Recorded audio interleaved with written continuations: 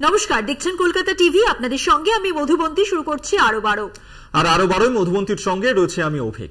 শুরুতেই অভিক, যে খবরে নজর রাখবো, বেশ গুরুত্বপূর্ণ খবর। মমতা বন্দ্যোপাধ্যায় তার বিরুদ্ধে হাইকোর্টে মামলার আর্জি, সম্প্রতি বিচার ব্যবস্থা নিয়ে যে মন্তব্য করেন একেবারেই তাই। এবং মুখ্যমন্ত্রী মমতা বন্দ্যোপাধ্যায়ের বিরুদ্ধে শতপ্রণোদিত মামলার আবেদন জানিয়েছেন বিজেপি নেতা কৌস্তব বাগচি।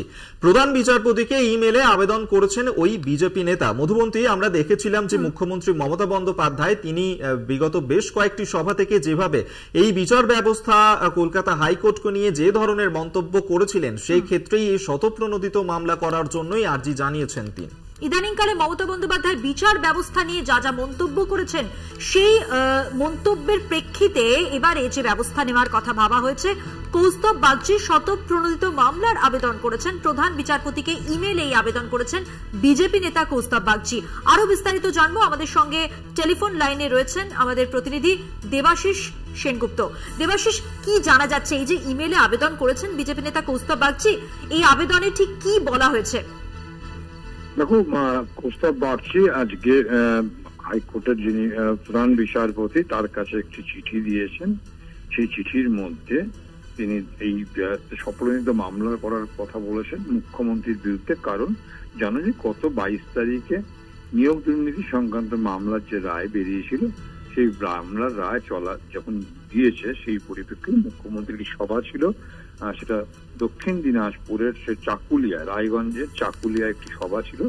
সেই সভা মঞ্চ থেকে মুখ্যমন্ত্রী বলেছিলেন এই রায় বেআইনি রায়, এর বিরুদ্ধে উচ্চ আদালতে যাবে, এমনটাই কিন্তু জানিয়েছিলেন। এবং তার পরিপ্রেক্ষি হচ্ছে যে যারা চাকরি হারালেন, সেই ছেলে মেয়েদের পাশে থাকার বার্তা হিসাবে মুখ্যমন্ত্রী জানিয়েছিলেন এর বিরুদ্ধে সরকার যাবেন উচ্চ আদালতে।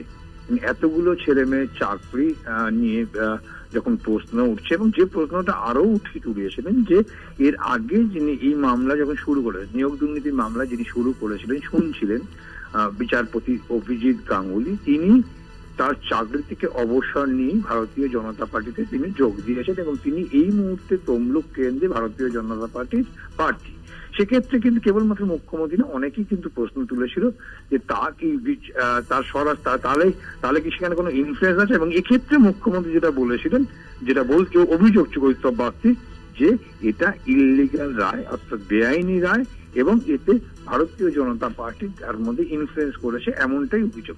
আর যে মন্তব্য পরিপ্রেক্ষি ধরেই কিন্তু কৌস্তব বাগচি এই শতপ্রণোদিত মামলা করতে বলেছেন। এবং তিনি বলেছেন এটা আদালত অবমাননা হয়েছে, এবং সেক্ষেত্রে এটা মামলা নেওয়া হোক এবং শতপ্রণোদিত ভাবে মামলা নিক উচ্চ আদালত, এবং এটা আদালত অবমাননার মামলা নেওয়া। কিন্তু যে পরিপ্রেক্ষিতে মুখ্যমন্ত্রী বলেছেন, সেটাও আবার বুঝে রাখা দরকার যে ছেলে মেয়েদের চাকরি হারিয়েছে, এবং কেবল তাই নয়, চাকরি তাদের গেছে, পাশাপাশি 4 সপ্তাহের মধ্যে তাদের যে টাকা, তারা যে বায়না হিসেবে পেয়েছেন, যে টাকা ফেরত দিতে হবে, এমনটা রায়। যে রায় কিন্তু মুখ্যমন্ত্রী তার উষ্মা প্রকাশ তিনি ক্ষোভ প্রকাশ করেছিলেন এবং যে ধরনের বক্তব্য রেখেছিলেন তা নিয়ে এই মুহূর্তে বিতর্ক শুরু হয়েছে। তারপরই কৌস্তব বাগচির এই পদক্ষেপ। আপাতত ধন্যবাদ তোমায় দেবাশিস সেনগুপ্ত, আমাদের সঙ্গে টেলিফোনে ছিলেন প্রতিনিধি। মধুবন্তী, তবে এই যে মুখ্যমন্ত্রীর যে বক্তব্য, যে বিচার ব্যবস্থাকে নিয়ে, যাকে নিয়ে এত বিতর্ক শুরু হয়েছে এবং যা হাইকোর্ট পর্যন্ত গড়ালো, ঠিক কি বলেছিলেন মুখ্যমন্ত্রী এই বিচার ব্যবস্থা সংক্রান্ত বিষয় নিয়ে? শোনাবো আপনাদের। অন্য লোকে ফিল করলে দেবে তাকে কিল, আর বিজেপি ফিল করলে ব্যাস, বিজেপি ফিল করলে বেল, অন্য কেউ ফিল করলে জেল। এই তো হয়ে গেছে এখানকার এই অবস্থা। আজ নয়, দীর্ঘদিন ধরে চলছে। এটা বিচারপতিদের দোষ নয়, এটা কেন্দ্রীয় সরকারের দোষ। তারা বিজেপির লোক দেখে দেখে এখানে বসিয়েছেন, যাতে তারা বিজেপি পার্টি অফিস থেকে যা বলে দেয় সেই ড্রাফটটা তারা করে দেয়। কি করবেন? আমায় সাজা দেবেন, ডিফামেশন করবেন, আমি তৈরি। জেলে পাঠাবেন, আমি তৈরি। কারণ মানুষের কথা বলবার জন্য আমায় যদি শাস্তিও নিতে হয়, আমি মাথা পেতে নেব। কিন্তু তবু মনে রাখবেন, পরিবার যদি বিপদে পড়ে, তার পাশ থেকে আমি সরে দাঁড়াবো। মানুষ যদি বিপদে পড়ে, পরিবার যদি বিপদে পড়ে, তার পাশ থেকে আমি সরে দাঁড়াবো না। কি করবেন? জেলে পুরবেন? বিচার ব্যবস্থা নিয়ে অনেক প্রশ্ন তুলেছেন মমতা বন্দ্যোপাধ্যায়। তার এই মন্তব্য, যাকে ঘিরে এত বিতর্ক, অভিক, তার বিরুদ্ধে হাইকোর্টে মামলার আর্জি, সম্প্রতি বিচার ব্যবস্থার বিরুদ্ধে যে নিশানা মমতা বন্দ্যোপাধ্যায়ের, তার যে মন্তব্য, তাকে ঘিরেই এবার মামলার আবেদন। বিজেপি নেতা কৌস্তব বাগচি প্রধান বিচারপতিকে ইমেলে আবেদন করলেন। কিন্তু কোথা থেকে এই বিতর্কের সূত্রপাত হলো মধুবন্তী, সেই বিষয়টাও জানিয়ে রাখবো যে আমরা দেখলাম যে 2016 সালের যে পুরো প্যানেল, সেই প্যানেলকে কিন্তু বাতিল করে দেওয়ার নির্দেশ দিয়েছে কলকাতা হাইকোর্ট, এবং তারপরেই সেই বিষয় নিয়ে নিজের ক্ষোভ প্রকাশ করেছেন মুখ্যমন্ত্রী, এবং এই বিচার ব্যবস্থার যে রায়, সেই রায় তিনি মানছেন না এমনটাই বলেছেন, এবং পাশাপাশি যে ধরনের বক্তব্য রেখেছেন এই হাইকোর্ট প্রসঙ্গে, যাতে কিন্তু বিজেপি তারা এই বিষয়টাকে নিয়েই সরব হয়েছে।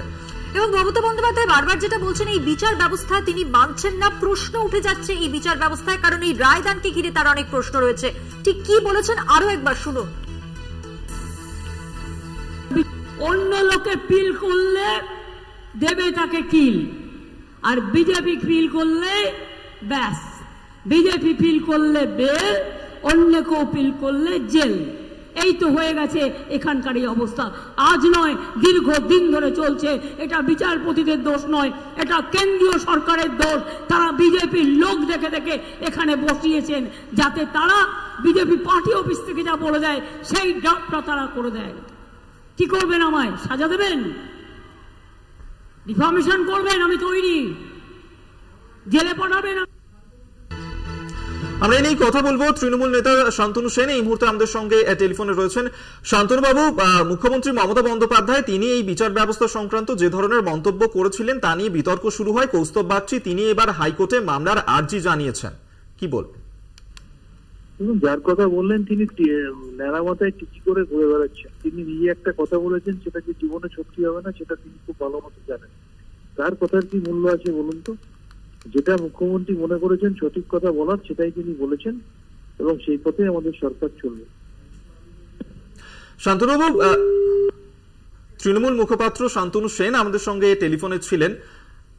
মমতা বন্দ্যোপাধ্যায়ের বিরুদ্ধে হাইকোর্টে মামলার আর্জি করেছেন কৌস্তব বাগচি, ইমেলে আবেদন করেছেন। সম্প্রতি বিচার ব্যবস্থার বিরুদ্ধে তোপ দাগেন মমতা বন্দ্যোপাধ্যায়। যে মন্তব্য আপনাদের শোনালাম, সেই মন্তব্যের প্রেক্ষিতেই কিন্তু শতপ্রণোদিত যে মামলা, আদালত অবমাননার যে মামলার আবেদন কৌস্তব বাগচি করেছেন, প্রধান বিচারপতিকে ইমেলে সেই আবেদন করেছেন তিনি। এবং তিনি যা যা বললেন সেখানে এটা স্পষ্ট যে 2016 যে প্যানেল, যে নিয়োগ প্রক্রিয়া বাতিল করা হয়েছে, সেই বাতিলকে ঘিরে যারা চাকরিহারা তারা যেভাবে অভিযোগ করছেন, আমরা প্রত্যেক দিনই দেখতে পাচ্ছি তারা শীর্ষ আদালতের কাছে যাবেন, এমনটাও তারা বলেছেন। তাদের দাবি, তাদের অভিযোগ, সেই সবকে সমর্থন করেন মমতা বন্দ্যোপাধ্যায়। এবং এই যে রায়, এই রায়কে তিনি মানেন না, তাদের মতো তিনিও বলছেন, মানুষের পাশে থাকার কথা বলছেন। এবং এরপর বিচার ব্যবস্থা নিয়ে তিনি যা যা উষ্মা প্রকাশ করেছেন, তার যা মন্তব্য, যা নিশানা করে যা যা বলেছেন, তার প্রেক্ষিতেই কিন্তু এই মামলার কথা ভাবা হয়েছে, এমনটাই বিজেপি নেতা কৌস্তব বাগচি তিনি দাবি করছেন। এবং তিনি শতপ্রণোদিত মামলার আবেদন করেছেন ইমেলের মাধ্যমে, প্রধান বিচারপতিকে ইমেল করেছেন এই মামলা করার জন্য। বিজেপি নেতা কৌস্তব বাগচি এই মুহূর্তে আমাদের সঙ্গে টেলিফোনে রয়েছেন। কৌস্তব বাবু, এই যে বিচার ব্যবস্থাকে নিয়ে একাধিক মন্তব্য করেছিলেন মুখ্যমন্ত্রী মমতা বন্দ্যোপাধ্যায়, তাই নিয়েই আপনি হাইকোর্টে মামলার আর্জি জানিয়েছেন। যে আবেদন করেছেন, কি কি বিষয়ে আপনার অভিযোগ? দেখুন, আমি একটা জিনিস স্পষ্ট করে বলি, সেটা হচ্ছে রাজ্যের মুখ্যমন্ত্রী সংবিধানের নামে শপথ নিয়েছেন যখন এই অফিসটা আয়োজন করেছে। একজন কনস্টিটিউশনাল পোস্টে বসে থাকা মানুষজনের কাছে এই ধরনের বক্তব্য কেউ আশা করে না। মমতা বন্দ্যোপাধ্যায় এই ধরনের কার্যক্রম বারংবার করেছেন। আগেও 2012 সালে এই ধরনের কথা বলেছেন। তার বিরুদ্ধে যখন হাইকোর্টে সেই সময় একটা প্লি হয়েছিল কন্টেম্প প্রসিডিং ইনিশিয়েট করা, কোর্ট তখন বলেছিল যে আমরা এটা টার্ন ডাউন করছি, কিন্তু মুখ্যমন্ত্রী হিসেবে তার যে ধরনের বক্তব্য রাখা উচিত সেটা তিনি রাখেননি। হ্যালো, হ্যাঁ শোনা যাচ্ছে কৌস্তব বাবু। হ্যাঁ বলছি, করে দিয়েছিল, কিন্তু বলেছিল মুখ্যমন্ত্রী হিসেবে তার যে যতটা কষাস হওয়া উচিত ছিল তিনি সে কতটা কষাস হননি। আজ থেকে আমরা আশা করবো যাতে এই বিষয়গুলো তিনি মাথায় রাখে। তারপরে ওনার শিক্ষা হয়নি, বারংবার জুডিশিয়ারিকে এই ধরনের আক্রমণ করেছেন। ভারতীয় জনতা পার্টির সাথে জুডিশিয়ারিকে এক পংক্তিতে ফেলে দিয়েছেন। মানে একদিকে বলছে বিচারপতিদের আমি কিছু বলছি না, অথচ তাদের ব্যক্তিগত মাইনে, তাদের সিকিউরিটি, তাদের বাড়ি গাড়ি সমস্ত নিয়ে কথা বলছেন। চূড়ান্ত অবমাননা কর। আমি যার জন্য হাইকোর্টের বিচারপতিকে প্রধান বিচারপতির আর্জি জানি যাতে এই বিষয়টা উনি কগনিজেন্স নেন, just to uphold the dignity and majesty of this court. নাহলে কোর্টের সম্মান মানুষের পক্ষে নট ইজ এ কৌস্তববাবু, কিছুক্ষণ আগে আমরা শান্তনু সেন তার সঙ্গেও কথা বলছিলাম, এই বিষয়ে প্রতিক্রিয়া নিচ্ছিলাম। তিনি বলছেন যে আপনি যে মামলার আর্জি করেছেন তাকে খুব একটা গুরুত্ব দিতে তারা নারাজ, কি বলবেন? তাদের ব্যাপার, তারা কি দেবেন নারাজ, তারা কি গুরুত্ব দেবেন না দেবেন তাদের ব্যাপার। আমি আমার কাজ করেছি। কোর্টের সম্মান, কোর্টের ডিগনিটি, ম্যাজেস্টি অপল করা খুব ইম্পর্টেন্ট। সেটা যতক্ষণ না হচ্ছে ততক্ষণ আমাদের সবাইকে প্রচেষ্টা করতে হবে যাতে এই বিষয়গুলো অক্ষুণ্ণ থাকে, জুডিশিয়ারির বিষয়টা যাতে তাদের ম্যাজেস্টি ডিগনিটি যাতে অক্ষুণ্ণ থাকে। কৌস্তববাবু, একটা বিষয় একটু স্পষ্ট করবেন যে ইমেল করেছেন আপনি, মূলত কোন জায়গাটাতে আপনি জোর দিয়েছেন? মমতা বন্দ্যোপাধ্যায়ের ঠিক কোন মন্তব্যের প্রেক্ষিতে আপনার যা মনে হয়েছে সেটা আবেদন করেছেন? বলেছি বিচার ব্যবস্থা, বিচারপতিদের পার্সোনালি বলেছেন, পার্সোনালি নাম এই করে বলেছেন যে কেন্দ্রীয় সরকার নাকি বিজেপি নাকি সমস্ত বিচারপতিদের বসাচ্ছে। এটা একটা কথা বলো। আচ্ছা, বিচারপতিদের তারপরে হচ্ছে যে ডিভিশন বেঞ্চ করেছে। আগে একজন ছিল, সে সাংসদ হয়ে গেছে, নির্বাচনে দাঁড়িয়েছে, আর এখন একজন ডিভিশন বেঞ্চ হয়েছে। কাকে নিয়ে ডিভিশন বেঞ্চ? মানে ডিভিশন বেঞ্চে কালিমালিপ্ত করা, বিচারপতিদের কালিমালিপ্ত করা, সবচেয়ে তার বক্তব্যে জুডিশিয়ারিকে কালিমালিপ্ত করা। ধন্যবাদ আপনাকে। বিজেপি নেতা কৌস্তব বাগচি আমাদের সঙ্গে টেলিফোনে ছিলেন। আপনারা শুনলেন যে কৌস্তব বাগচি তার যে মতামত এবং তিনি যে মামলার আর্জি করেছেন ঠিক কোন জায়গায় তার অভিযোগ। একদমই। আর এবার যে খবরে নজর রাখবো, 2017 প্রাথমিক টেটের প্রশ্ন ভুল মামলা, 21টি ভুল প্রশ্নের অভিযোগ, প্রশ্ন পরীক্ষা করার নির্দেশ। আজ এই প্রশ্ন পরীক্ষা করার জন্য যে নির্দেশ দেওয়া হয়েছে তাতে একটি বিশেষজ্ঞ কমিটি গঠন করতে হবে, এমনটাই নির্দেশ দিয়েছেন বিচারপতি রাজশেখর বান্থা। তিনি বলেছেন যে বিশ্বভারতীর বিশেষজ্ঞ তাদেরকে নিয়েই এই বিশেষ কমিটি গঠন করতে হবে এবং তারাই এই প্রশ্ন পরীক্ষা করে দেখবেন। 2017 প্রাথমিক টেটের প্রশ্ন ভুল মামলা, 21টি ভুল প্রশ্নের অভিযোগ, প্রশ্ন পরীক্ষা করার নির্দেশ বিশ্বভারতীর বিশেষজ্ঞদের দিয়ে একটি কমিটি গঠনের নির্দেশ দেওয়া হয়েছে। একেবারেই তাই। আমরাও দেখেছিলাম এর আগেও কিন্তু এই টেটের প্রশ্নপত্রে ভুল প্রশ্ন নিয়ে মামলা করা হয়েছিল, অভিযোগ উঠেছিল এবং 2017 সালের যে টেটের প্রশ্নপত্র সেই প্রশ্নপত্রেই সমস্ত প্রশ্নের মধ্যে 21টি প্রশ্ন ভুল ছিল, সেই অভিযোগই জানানো হয়েছিল, যার পরিপ্রেক্ষিতে মামলাও করা হয়েছিল এবং সেই ঘটনাতেই এবার হাইকোর্ট যে নির্দেশ দিল যে বিশেষজ্ঞ কমিটি গঠন করতে হবে, বিশ্বভারতীর বিশেষজ্ঞদের নিয়ে এই কমিটি গঠন হবে।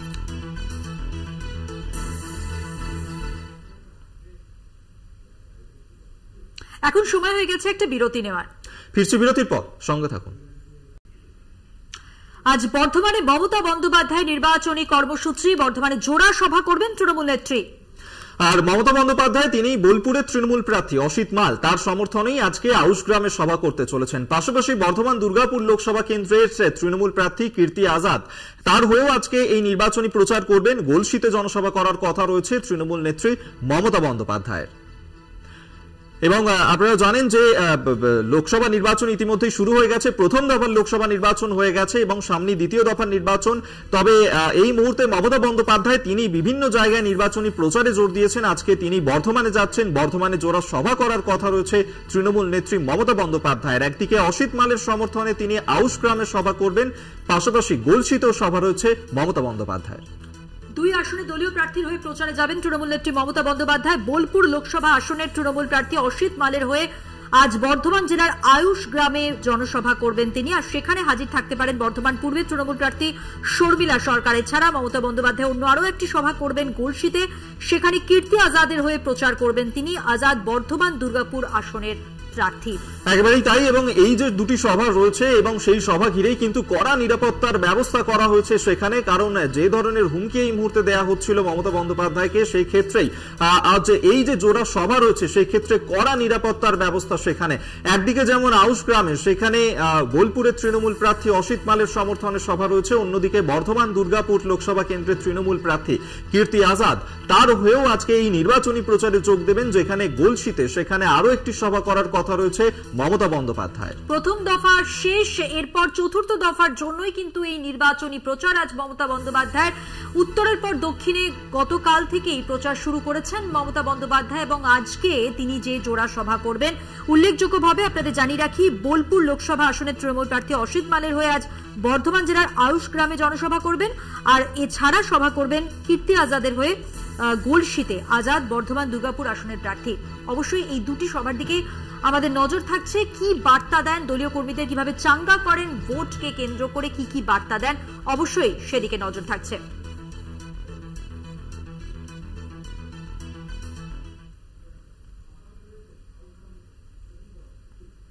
আর আউশগ্রামে এই মুহূর্তে আমরা সরাসরি নজর রাখবো, সেখানে মুখ্যমন্ত্রী মমতা বন্দ্যোপাধ্যায় আর কিছুক্ষণের মধ্যেই এসে উপস্থিত হবেন। এই মুহূর্তে কি ছবি ধরা পড়ছে সেখানে সরাসরি তুলে ধরবে আব্বাস আলী। এই মুহূর্তে আমাদের সঙ্গে রয়েছেন প্রতিনিধি আব্বাস। মমতা বন্দ্যোপাধ্যায় তার জোড়া সভা রয়েছে আউশগ্রাম, পাশাপাশি গলসিতে সভা রয়েছে। আউশগ্রামে তুমি রয়েছো, আর কিছুক্ষণের মধ্যেই তৃণমূল নেত্রী সেখানে এসে পৌঁছবেন। এই মুহূর্তে কি ছবি ধরা পড়ছে সেখানে? যেমন রৌদ্রের তাপ তেমন কিন্তু জনগণের ঢল। এখনো পর্যন্ত মাঠ কিন্তু ভরে গেছে, কিন্তু লোক কিন্তু জনগণ কিন্তু আসতে ছাড়েনি। কেউ বা কাপড় মাথা দিয়ে, কেউ বা ছাতা মাথা দিয়ে। কিন্তু দলের পক্ষ থেকে বা প্রশাসনের পক্ষ থেকে পানীয় জলের ব্যবস্থা, অ্যাম্বুলেন্সের ব্যবস্থা, সব রকম কিন্তু ব্যবস্থা রেখেছে। আর এই মুহূর্তে একেবারে কিন্তু মাঠ ভরে গেছে। আর সেই সঙ্গে তৃণমূলের প্রার্থী অসিল মালকে কিন্তু জনগণের সামনে দাঁড়িয়ে স্বাগত জানাতে দেখা যাচ্ছে এই মুহূর্তে। আপনাদের ধন্যবাদ আব্বাস তোমায়। আব্বাস আলী এতক্ষণ সরাসরি আমাদের সঙ্গে ছিলেন প্রতিনিধি আউশগ্রাম থেকে। আর কিছুক্ষণের মধ্যেই মমতা বন্দ্যোপাধ্যায় তিনি পৌঁছে যাবেন। জোড়া সভা রয়েছে, একদিকে আউশগ্রাম, অন্যদিকে গলসিতে সভা করবেন। আজকের এই সভা থেকে কি রাজনৈতিক কি বার্তা দেন, অবশ্যই সেদিকে আমাদের নজর থাকবে। আর এবার যে খবরে নজর রাখবো অভিক, সুপ্রিম কোর্টে ইভিএম শুনানি, 100% ইভিএম ভিভিপ্যাট স্লিপ মেলানোর আর্জিতে মামলা। আর সেই মামলাতেই নির্বাচন কমিশনের কাছে কয়েকটি প্রশ্ন জানতে চেয়েছিল শীর্ষ আদালত, এবং সেই মামলারই শুনানি রয়েছে আজ দুপুর 2টায়। ফের শুনানি হবে। এখন প্রতিটা বিধানসভা কেন্দ্রে 5টা ইভিএম ভিভিপ্যাট স্লিপের সঙ্গে মেলানো হয়। সব ভিভিপ্যাট স্লিপ যাচাই করার দাবি মামলাকারীদের, এবং সেই নিয়েই মামলা করা হয়েছিল, যার শুনানি রয়েছে আজ দুপুর 2টায়। এই বিষয়ে শুনানি হবে। আরো বিস্তারিত জানবো, আমাদের সঙ্গে টেলিফোন লাইনে রয়েছেন আমাদের প্রতিনিধি জয়ন্ত চৌধুরী। জয়ন্ত, আরো একটু স্পষ্টভাবে জানতে চাইবো যে এই দুপুর 2টায় যে শুনানি হবে মূলত কোন কোন বিষয়গুলো উঠবে? মূলত একটাই সব থেকে গুরুত্বপূর্ণ বিষয়, সেটা হচ্ছে যে বিরোধীদের পক্ষ থেকে এবং বিভিন্ন সংগঠনের পক্ষ থেকেও দাবি করা হয়েছিল যে ইভিএম এর যে আমরা যেভাবে ভোট দিই সেই ভোটে কোথাও কারচুপি হতে পারে। যদিও তার বিপক্ষে প্রস্তুতকারকের বক্তব্য ছিল যে ইভিএম একটা অফলাইন সিস্টেম, এই অফলাইন সিস্টেমে ওইভাবে কারচুপি করা সম্ভব না। যদি প্রতিটি তাহলে করতে গেলে প্রতিটি ইভিএম মেশিনকেই কারচুপির আওতায় আনতে হয়। তো সেইটা এটা কোনো স্বাভাবিক কোনো কাজ নয়, কাজটা করা খুব কঠিন কাজ। কিন্তু সেটা নিয়ে বিতর্ক যেহেতু হয়েছিল, তার ফলেই তৈরি হলো যেটা ভিভিপ্যাট। সেই ভিভিপ্যাট কি, যে আমি যেখানে ভোট দেবো সেই ভোটের যে প্রার্থীকে ভোট দিলাম সেটা ঠিক জায়গায় ভোটটা পড়লো কিনা সেইটা ওখানে একটা কাগজের টুকরোয় সেটা ভেসে ওঠে। এই কাগজটা কিন্তু আমি সংগ্রহ করতে পারবো না, কাগজটা সঙ্গে সঙ্গে আমার দেখিয়েই ওখানে ফেলে দেওয়া হয়। এই সিস্টেম করা থাকে, এটাকে বলে ভিভিপ্যাট। এখন সেই ভিভিপ্যাট যদি 100% গোনা হয় তাহলেই একমাত্র নিশ্চিত হওয়া যায় যে ভোটটা যথাযথ জায়গায় গিয়েছে কিনা। কারণ সাধারণ মানুষের মনে, জনমানুষেরই এরকম আশঙ্কা হয় যে আমি ভোট একটি দলকে দিলাম কিন্তু নির্দিষ্ট একটি দলের কাছে সেই ভোটটা চলে যাচ্ছে। তাহলে এই যে মানুষের মনে যে অনাস্থা তৈরি হয়েছে, সেই অনাস্থা কাটাতে গেলে এই ভিভিপ্যাটের সমস্ত স্লিপগুলো গোনা দরকার। এই ক্ষেত্রে যা নির্বাচন কমিশনের নিয়ম আছে যে কোনো একটা নির্বাচন কেন্দ্রের একাংশ ভিভিপ্যাট গোনা যাবে, পুরোটা গোনা যাবে না। আজকে মামলাটা হয়েছে যে 100%, অর্থাৎ 100% ভিভিপ্যাট যাতে গোনা যায় তার দাবি জানিয়ে মামলা হয়েছে। সেক্ষেত্রে কিছু প্রযুক্তিগত প্রশ্ন নির্বাচন কমিশনের কাছে তোলা হয়েছে ভিভিপ্যাট সংক্রান্ত এবং ইভিএম সংক্রান্ত। সেই প্রশ্নের জবাব দুটোর পর আবার তাদের দিতে হবে, তাদের ক্লারিফিকেশন তাদের পরিষ্কার করতে হবে, স্পষ্ট করতে হবে আদালতের কাছে এসে। দুটোর পর সেটা শুরু হবে। ধন্যবাদ জয়ন্ত। কথা বললাম আমাদের প্রতিনিধি জয়ন্ত চৌধুরীর সঙ্গে।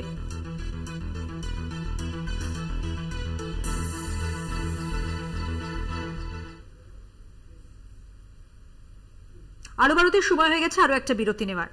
ফিরছি বিরতির পর, সঙ্গে থাকুন। আরো বারো নিয়ে ফিরে এলাম বিরতির পর। আর এরপর যে খবর দিকে নজর রাখবো, রামকৃষ্ণ মঠ ও মিশনের 17তম অধ্যক্ষ নির্বাচিত হলেন স্বামী গৌতমানন্দ মহারাজ। আপনারা জানেন যে কিছুদিন আগেই প্রয়াত হয়েছিলেন শরণানন্দ মহারাজ এবং সেই ক্ষেত্রেই নতুন অধ্যক্ষ নাম ঘোষণা হবে এবং 17তম অধ্যক্ষ নির্বাচিত হলেন স্বামী গৌতমানন্দ মহারাজ। অধ্যক্ষ নির্বাচিত হলেন স্বামী গৌতমানন্দ মহারাজ, 17তম অধ্যক্ষ। আরো বিস্তারিত জানবো, আমাদের সঙ্গে টেলিফোন লাইনে রয়েছেন আমাদের প্রতিনিধি জগন্নাথ সামন্ত। জগন্নাথ, মিশনের একটি নিয়ম আছে যেটা হোসি পরিষদে সিদ্ধান্ত হয়, সবচেয়ে বয়স যারা আছে তাকে নির্বাচিত করা হয়। সেই মতে অস্থায়ীভাবে নির্বাচন করা হয়েছিল। জানো তুমি, বেলুড়মঠ রামকৃষ্ণ মিশনের অধ্যক্ষ ফাঁকা রাখা যায় না, সেই কারণেই এখানে অস্থায়ীভাবে বসানো হয়েছিল গৌতমানন্দজি মহারাজকে। কিন্তু পরবর্তীকালে হোসি পরিষদের মিটিং হয়ে আজকেই সিদ্ধান্ত হয়েছে তিনি স্থায়ীভাবে, অর্থাৎ বেলুড়মঠের প্রেসিডেন্ট মহারাজ হিসেবে তিনি আসন গ্রহণ করলেন গৌতমানন্দজি মহারাজ, এবং আজ থেকে তিনি দায়িত্বভার নিয়ে নিলেন বেলুড় মঠের সমস্ত কার্যকর যা রয়েছে, মহারাজদের যেসব নিষ্ঠা ভক্তি এবং বিভিন্ন যে কার্যকলাপ রয়েছে সমস্ত বিষয় আছে প্রেসিডেন্ট মহারাজের হাতে দায়িত্ব চলে এলো। আজ থেকে পুরো নির্বাচিত করে হোসি পরিষদের মিটিং বসে নির্বাচিত করে প্রেসিডেন্ট মহারাজ নির্বাচিত হলেন গৌতমানন্দজি মহারাজ, বেলুড় মঠের 17তম অধ্যক্ষ হিসেবে নির্বাচিত হলেন।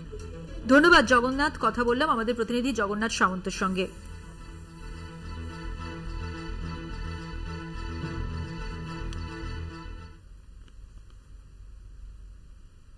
অভিক, এবার যে খবরে নজর রাখবো অত্যন্ত গুরুত্বপূর্ণ খবর। সুপ্রিম কোর্টে যাওয়ার তোড়জোড়ের প্রস্তুতি নিচ্ছেন চাকরিহারারা। হাইকোর্টের রায়কে চ্যালেঞ্জ করবেন তারা। 25,753 জন তাদের চাকরি বাতিলের রায় দিয়েছিল হাইকোর্ট এবং সেই সিদ্ধান্তেরই বিরোধিতা করে আজ সুপ্রিম কোর্টের দ্বারস্থ হতে চলেছেন এই চাকরিহারারা।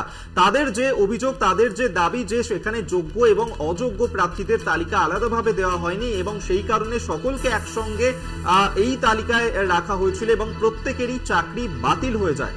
কলকাতা হাইকোর্টের এই সিদ্ধান্তকে চ্যালেঞ্জ করেই আজ শীর্ষ আদালতের দ্বারস্থ হচ্ছেন তারা।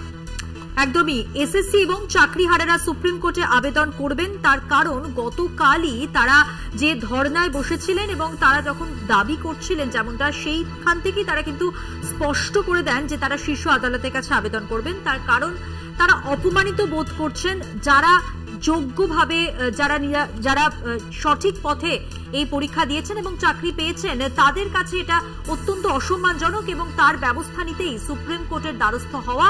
তারা সম্মান ফিরে পেতে চান, তারা চাকরি ফিরে পেতে চান ন্যায্য পথে, আর এই আবেদন করতেই শীর্ষ আদালতের দ্বারস্থ হবেন তারা।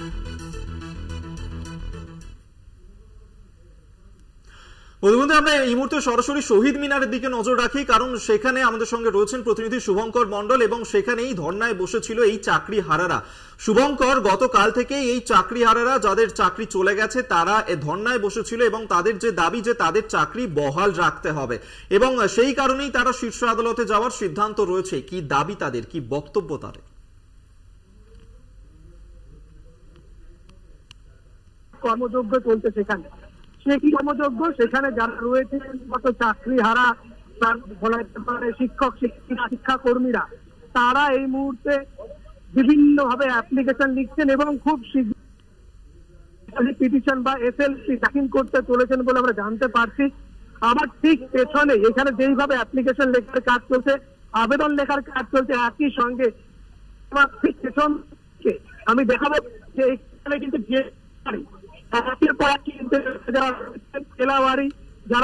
যারা চাকরি হারিয়েছেন তারা আবেদনপত্র এখানে জমা দিচ্ছেন এবং সেই কাজ এই মুহূর্তে ব্যাপক গতিতে চলছে। যত দ্রুত সম্ভব তারা চাইছেন এগুলো কালেক্ট করতে এবং কালেক্ট করে তারা এসএলপি দাখিল করতে। বেশ কয়েকজন রয়েছেন, একটু কথা বলার চেষ্টা করবো। ইতিমধ্যেই তো যে নির্দেশ দেওয়া হয়েছে হাইকোর্টের তরফ থেকে, একেবারে পুরো 2016 প্যানেল বাতিল দেওয়া হয়েছে নিয়োগ, সেইখানে দাঁড়িয়ে এই মুহূর্তে আপনাদের কি করণীয়, কেন অ্যাপ্লিকেশন লিখতে এইভাবে? আসলে অযোগ্যদের সঙ্গে সঙ্গে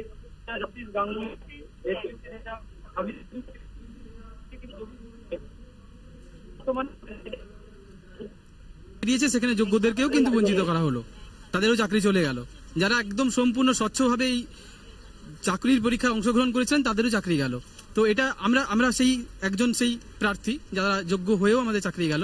আমরা সুতরাং আমাদের যে যোগ্য আমরা তার সপক্ষে আমাদের যে কাছে প্রমাণগুলো আছে সেই প্রমাণগুলো নিয়ে পুনরায় আদালতের দ্বারস্থ হওয়া ছাড়া আমাদের কোনো উপায় নেই। আপনারা কি স্পেশাল লিভ পিটিশন দাখিল করছেন সুপ্রিম কোর্টে?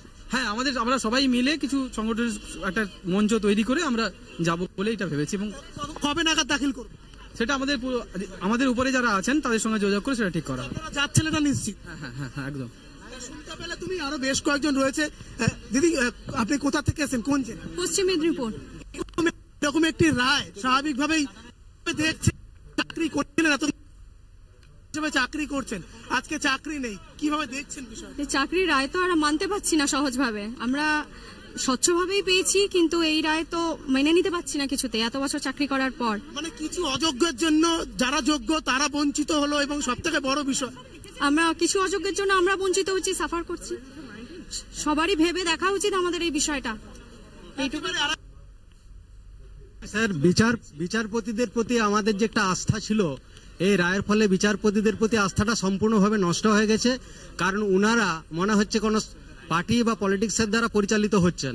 কারণ সিবিআই ইতিপূর্বে বহুবার হাইকোর্টে কারা অযোগ্য বারবার বেছে দিয়েছে, কারা অযোগ্য আর কারা যোগ্য বারবার। সংখ্যাটা বোধহয় 5,000, প্রায় 5,000 কি এদিক ওদিক হতে আমাদের ক্যান্সেল করা হলো। আমরা কি সবাই অযোগ্য? আমরা কি সবাই দুর্নীতিগ্রস্ত?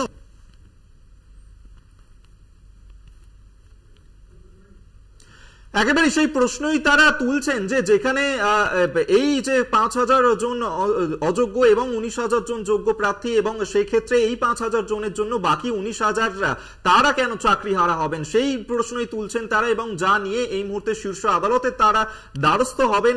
এবং শুভঙ্কর মন্ডল সরাসরি আমাদের সঙ্গে এই মুহূর্তে ছিলেন প্রতিনিধি। আপাতত ধন্যবাদ শুভঙ্কর তোমার।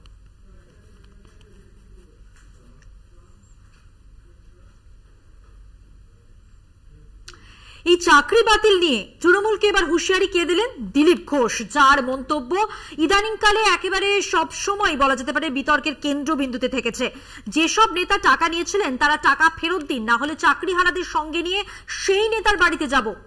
এবং সেখানেই শুধু তিনি থেমে থাকেননি, তিনি আরো বলেছেন, তিনি বলছেন যে কলার ধরে বের করে চৌরাস্তায় দাঁড় করাবো, এমনটাই হুঙ্কার দিয়েছেন বর্ধমান দুর্গাপুর লোকসভা কেন্দ্রের বিজেপি প্রার্থী।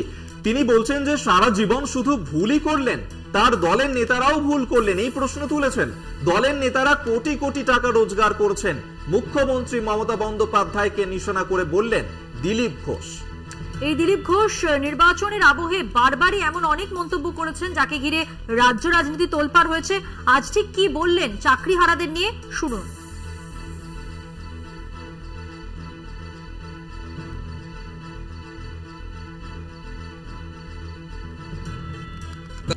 আগে যে লোকগুলো চাকরি গেছে তার নেতারা তাদের কাছ থেকে টাকা নিয়েছিলেন, সেই টাকাগুলো ফেরত দিয়ে দিন, নাহলে ওদেরকে সঙ্গে নিয়ে ওই নেতার বাড়ির সামনে যাব আমরা, আর কলার ধরে বাড়ি থেকে বার করে চৌরাস্তায় দাঁড় করাবো। আমি বলে দিচ্ছি, যারা চাকরির টাকা দিয়েছেন, চাকরি পান বা না পান, সামনে আসুন, বিজেপি কর্মীরা আপনাদের সঙ্গে থাকবে, আর এই টিএমসি চোরেদের কাছ থেকে কড়াই ঘন্টায় সব আদায় করে দেবে। ভুল হয়েছে, চুরি করেছেন, আরে ভুল কতবার করে লোকে, বাচ্চারা ভুল করে। 70-75 বছরের একজন মহিলা, তিনি কি করে বলতে পারেন ভুল? সারা জীবন ভুলই করলেন। কোন জীবনে ঠিক তো করুন আর কিছু, তার পার্টির সবাই ভুল করছে, লক্ষ লক্ষ লোক কোটি কোটি টাকা রোজগার করেছে, ধরা পড়ে গেলে ভুল। একদিন দিব্যি খাচ্ছিলেন, চোখ দেখাচ্ছিলেন। ওই সুপ্রিম কোর্ট, হাইকোর্ট, নির্বাচন কমিশন, গভর্নর করতে করতে ভোট পার হয়ে যাবে, মানুষ ভোট দিয়ে ওদেরকে পার্মানেন্ট বিদায় করে দেবে। দিলীপ ঘোষের বক্তব্য আপনাদেরকে শোনালাম। দিলীপ ঘোষের এই বক্তব্যেরই পাল্টা দিয়েছেন তৃণমূল নেতা জয়প্রকাশ মজুমদার। তিনি কি বলছেন শুনুন। দিলীপ বাবুকে এইসব কথা বলার, চাকরি হারাদের পাশে দাঁড়িয়েছেন মমতা বন্দ্যোপাধ্যায়।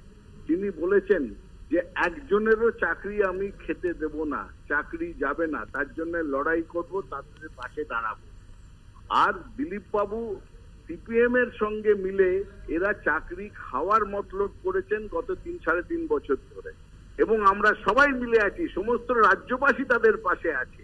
সুতরাং দিলীপ বাবু যদি এই নিয়ে কিছু কথা বলতে যান বা কিছু করতে যান, তিনি যেন সাবধানে থাকেন, কারণ এই চাকরি হারারা কিন্তু এমন মনোভাবে আছে, এতখানি তাদের ফ্রাস্ট্রেশন আছে, তাদের বিপদ আছে, সেখানে কিন্তু একটা তারা কিছু এক্সট্রিম কিছু একটা করে ফেলতে পারেন। দিলীপ বাবু যেন সাবধানে থাকেন। আর এবার যে খবরে নজর রাখবো, ভোট প্রচারে ফের বাংলায় আসছেন মোদী। 26শে এপ্রিল দ্বিতীয় দফার ভোটের দিন মালদায় সভা। মালদা উত্তর ও দক্ষিণে বিজেপি প্রার্থীর সমর্থনে মোদীর সভা। একদমই তাই, এবং প্রধানমন্ত্রীর এই সভাকে নিয়ে এই মুহূর্তে ব্যস্ততা তুঙ্গে, কারণ এই বঙ্গে আসতে চলেছেন প্রধানমন্ত্রী নরেন্দ্র মোদী এবং সেখানেই তার সভা করার কথা রয়েছে এবং নির্বাচনী প্রচারে এই মুহূর্তে জোর দিয়েছেন তিনি। আমরা এই নিয়েই বিস্তারিত জানবো। দেবাশিস সেনগুপ্ত আমাদের সঙ্গে এই মুহূর্তে টেলিফোনে রয়েছেন প্রতিনিধি। দেবাশিস, বঙ্গে আসতে চলেছেন প্রধানমন্ত্রী নরেন্দ্র মোদী, এর আগেও তিনি সভা করে গিয়েছিলেন, ফের একবার সভা করতে আসছেন, কি কি কর্মসূচি থাকছে তার কি জানা যাচ্ছে? প্রথমে জানি নাকি যে রাজ্যের শাসক দল তৃণমূল কংগ্রেস এর আগেও বারবার করে বলেছে যে ভোট আসবে, কেন্দ্রীয় মন্ত্রী থেকে শুরু করে সবাই আসবে, রাজ্যে ঝাঁপাবে। যেটা দেখা গিয়েছে 2021-এ নরেন্দ্র মোদী সহ দেশের স্বরাষ্ট্রমন্ত্রী, এক গাদা অন্যান্য রাজ্যের মুখ্যমন্ত্রীরা, বিজেপি নেতৃত্ব, কেন্দ্রের 1 ডজন মন্ত্রী এসেছিল, বলেছিল ইসবার 200 বার। ঠিক সেই স্লোগানকে মাথায় রেখে এবার যেহেতু লোকসভা ভোট, সারা দেশে যে প্রচারটা করছে ইসবার 400 বার, রাজ্য এসেও কিন্তু বলছে 42টি আসন লাগবে, প্রধানমন্ত্রী বলেছেন। এবং যথারীতি রাজ্যে যখন দ্বিতীয় দফা ভোট হবে, যেদিনকার এখানে রায়গঞ্জে ভোট, বালুরঘাটে ভোট রয়েছে, দার্জিলিং এ ভোট রয়েছে, ঠিক সেদিনকারই রাজ্যে আসছেন প্রধানমন্ত্রী। তিনি সেখানে জনসভা করবেন, 2টি জনসভা। এবং সেখানে প্রতিবারে একটি জায়গায় মালদা উত্তর এবং মালদা দক্ষিণের প্রার্থীদের, বিজেপি প্রার্থীদের সমর্থনে তিনি সভা করবেন। হতে পারে একটি জায়গায় তিনি জনসভা করবেন, আরেকটি জায়গায় তিনি র্যালি করবেন। অর্থাৎ সেক্ষেত্রে এখনো ঠিক হয়নি যে কোনটায় র্যালি করবেন বা কোনটায় তিনি সভা করবেন, কিন্তু এখনো পর্যন্ত ঠিক আছে 26 তারিখে তিনি আসছেন এবং তিনি মালদায় সভা করবেন, জনসভা করবেন। এবং মালদার বিজেপি প্রার্থী, যে উত্তরের প্রার্থী এবং দক্ষিণের প্রার্থী, তাদের সমর্থনে তিনি সভা করবেন এবং তাদের হয়ে প্রচার করবেন, এমনটাই কিন্তু বিজেপি সূত্রে খবর। অর্থাৎ বলা যেতে পারে নির্বাচন, যেহেতু 7 দফা নির্বাচন হবে, রাজ্যে দ্বিতীয় দফা নির্বাচনের দিনই কিন্তু প্রধানমন্ত্রী তিনি আসছেন, তিনি তার প্রচার করবেন। এর আগেও তিনি প্রচার করে গিয়েছেন, তিনি বলে গিয়েছেন এই রাজ্যে তার 42 আসন লাগবে। তারই কর্মী, তারই কলিগ, তারই সহকর্মী স্বরাষ্ট্রমন্ত্রী তিনি এসে বলেছিলেন এবার 35টা আসন দিতে হবে। বিজেপি নেতৃত্বকে, রাজ্য নেতৃত্বকে দায়িত্ব দিয়েছিলেন 35টি আসনের জন্য। পরবর্তীকালে আমরা ওনার একটা এক্স হ্যান্ডেলে আমরা দেখতে পাই উনি 25টি আসনের কথা বলেন। অর্থাৎ সব মিলিয়ে রাজ্যে যত নির্বাচন হবে, রাজ্যের শাসক দলের বক্তব্য, কেন্দ্রীয় মন্ত্রীরা আসবেন, রাজ্যে আসবে, তারা বলবে, একের পর এক তারা প্রতিশ্রুতি দেবে এবং সে কথায় কিন্তু ভোট হবে না, ভোট হবে দেবে বাংলার মানুষ। বাংলার মানুষ জানে যে রাজ্যের সরকার কি কাজ করেছে, সেই কাজের ভিত্তিতে ভোট দেবে, এমনটাই কিন্তু বক্তব্য রাজ্যের শাসক দল তৃণমূল কংগ্রেস। পাশাপাশি বিজেপি বিভিন্ন রকম ভাবে তারা প্রচার করছেন, বিশেষত চাকরি ব্যক্তি থেকে শুরু করে বিভিন্ন রকম দুর্নীতির কথা তুলে আসছে, কিন্তু শেষ কথা বলবে কিন্তু রাজ্যের মানুষজন। এবং সেই জায়গায় দাঁড়িয়ে আবারও 26 তারিখে তাদের প্রার্থীদের প্রচারের জন্য মালদা উত্তর এবং দক্ষিণের প্রার্থীর প্রচারে প্রধানমন্ত্রী আসছেন, তিনি তার বক্তব্য রাখবেন, রোড শো করবেন, এমনটাই কিন্তু বিজেপি সূত্রে খবর। ধন্যবাদ তোমায় দেবাশিস সেনগুপ্ত, আমাদের সঙ্গে টেলিফোনে ছিলেন প্রতিনিধি।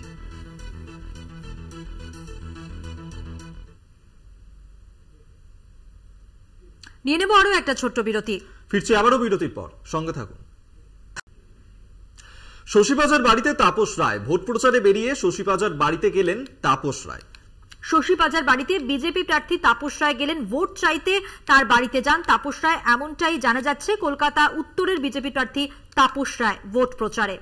আজ সকালবেলাতেই তাপস রায় তিনি পৌঁছে যান শশীবাজার বাড়িতে, যিনি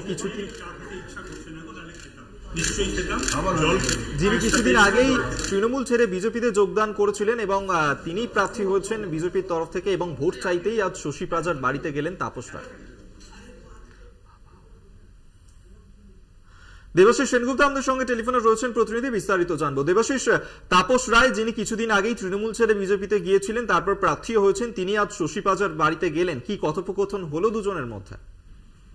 দেখো, প্রথমে জানিয়ে রাখি যে তিনি শশীবাজার বাড়িতে তিনি 11টা নাগাদ তিনি যান তাপসে, অর্থাৎ উত্তর কলকাতার বিজেপির প্রার্থী তাপস রায়। কিছুদিন আগেই তিনি তৃণমূল কংগ্রেস ছিল, দলের এবং যখন সুদীপ বন্দ্যোপাধ্যায় অর্থাৎ ওখানকার যিনি বর্তমান যিনি সাংসদ তার সঙ্গে তার বিরুদ্ধেই তিনি প্রার্থী হয়েছেন এবং বেশ কিছু চাপানোতে করেছেন। আজকেও যেমন তিনি ওখানে গিয়েছিলেন সেক্ষেত্রে দাঁড়িয়ে তিনি যেটা জানিয়েছেন যে দুজন বাদ দিয়ে যে পার্লামেন্ট কনস্টিটিউয়েন্সি প্রায় 15 লক্ষ ভোটার আছে, অর্থাৎ উত্তর কলকাতায় 15 লক্ষ ভোটারের প্রত্যেকের কাছে যাবে দুজনকে বাদ দিয়ে, অর্থাৎ খুব সহজেই অনুমান করা যায় কোন দুজনের কথা উনি বলছেন। যেটা যদি খুব ভুল না হয় তাহলে সুদীপ বন্দ্যোপাধ্যায় এবং নয়না বন্দ্যোপাধ্যায় বাদ দিয়ে প্রত্যেকটি ভোটারের কাছেই তিনি যাবেন, এমনটাই কিন্তু যদি সুদীপ বন্দ্যোপাধ্যায়ের নাম করেন, নয়না বন্দ্যোপাধ্যায়ের নাম করেন, কিন্তু উনি বলেছেন দুজন ভোটার বাদ দিয়ে বাকি সকলের কাছে যাবেন।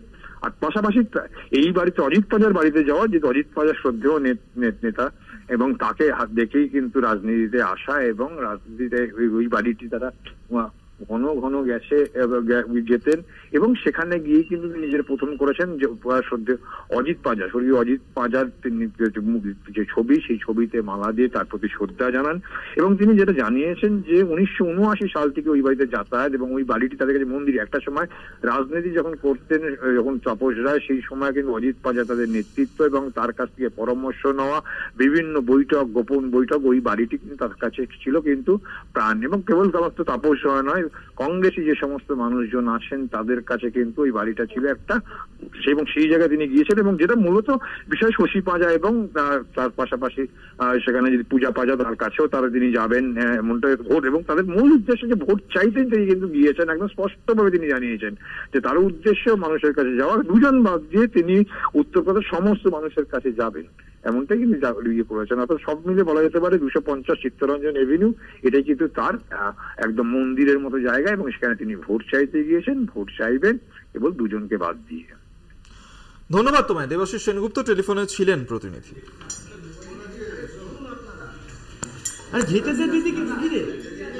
কি করছিস এখানে?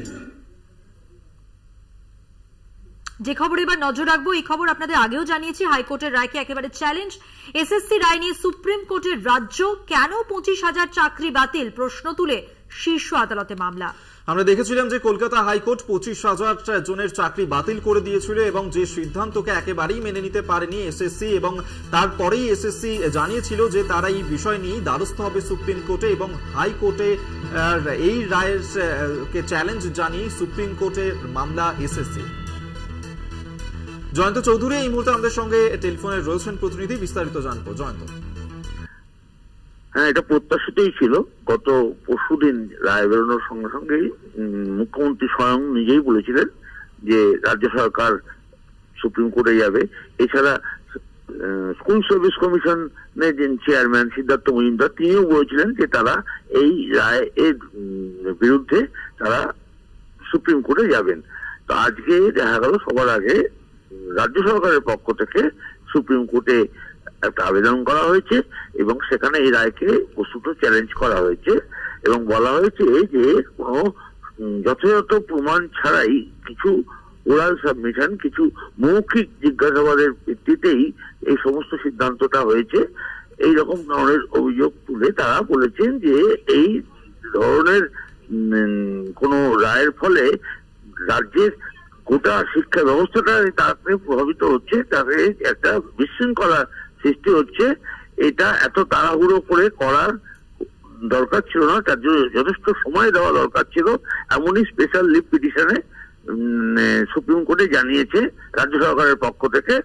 এখনো পর্যন্ত সেই আবেদনটা হয়েছে, এরপর সেটা গ্রহণ হলো কিনা বা তার হলে কবে তার শুনানি পরবর্তী সময় আমরা জানতে পারবো।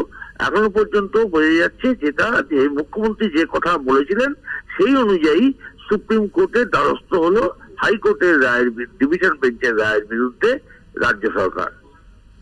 ধন্যবাদ তোমায়। জয়ন্ত চৌধুরী আমাদের সঙ্গে টেলিফোনে ছিলেন প্রতিনিধি।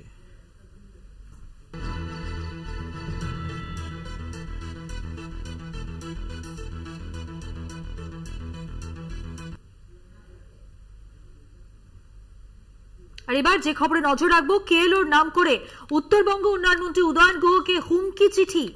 আর এই চিঠিতেই 5 কোটি টাকা চাওয়া হয়েছে উত্তরবঙ্গ উন্নয়ন মন্ত্রীর কাছে। সোশ্যাল মিডিয়ার মাধ্যমে কেএলওর নামে ওই চিঠি পোস্ট করেছেন উদয়ন গুহ। কামতাপুর রাজ্য স্বাধীনতা আন্দোলনের জন্যই এই টাকা চাওয়া হয় বলেই দাবি করা হয়েছে। কোন এক কোচ আর্মির অ্যাকাউন্ট থেকে এই চিঠিটি পাঠানো হয়। 10 দিনের মধ্যে 5 কোটি টাকা দেওয়ার কথা বলা হয় চিঠিতে। তবে উদয়ন গুহ তিনি জানান যে তাকে রাজনৈতিকভাবে চাপে রাখার জন্যই এই কাজ করা হয়েছে এবং তিনি বলেছেন যে টাকা দেওয়ার এক্ষেত্রে কোনো প্রশ্নই আসে না। 5 কোটি টাকা দাবি করা হয়েছে উদয়ন গুহর কাছে। কেএলওর নামে যে হুমকি চিঠি পাঠানো হয়েছে সেই হুমকি চিঠি পোস্টও করেছেন উদয়ন গুহ। কি বলেছেন উদয়ন গুহ শোনাব আপনাদের। 5 কোটি টাকার কথা বলা হয়েছে, 10 দিনের মধ্যে টাকাটা দিতে বলেছে। ওদের স্বাধীনতা সংগ্রাম এবং যুদ্ধের দিন ভুল জায়গায় চেয়েছে টাকাটা। টাকা দেবার তো প্রশ্নই নেই, টাকা দেবার প্রশ্ন আসে না। এটা রাজনৈতিক ভাবে চাপে রাখবার জন্য এটা করা হয়েছে। এদিকে ভোট দানে উৎসাহ বাড়াতে বিশেষ উদ্যোগ নির্বাচন কমিশনের। নানা বিষয়ের উপর ভিত্তি করেই আলাদা আলাদা ভিডিওতে তুলে ধরা হয়েছে এক নাগরিক হিসেবে ভোট দানের গুরুত্ব। यकी है खुद पर है नाज, सुनती हूँ अपने मन की आवाज, कभी शर्मीली तो कभी हूँ जाबाज, रुकना मेरी आदत नहीं, थमना मेरी चाहत नहीं, मैं हूँ नारी, यही मेरा अंदाज, हर जिम्मेदारी मैं बखूबी निभाती हूँ, वोट दे प्राउड वोटर कहलाऊंगी, पूरे देश संग चुनाव का पर्व मनाऊंगी। আরো আজকের মতো এ পর্যন্তই। দেখতে থাকুন কলকাতা টিভি, রাত দিন 7 দিন।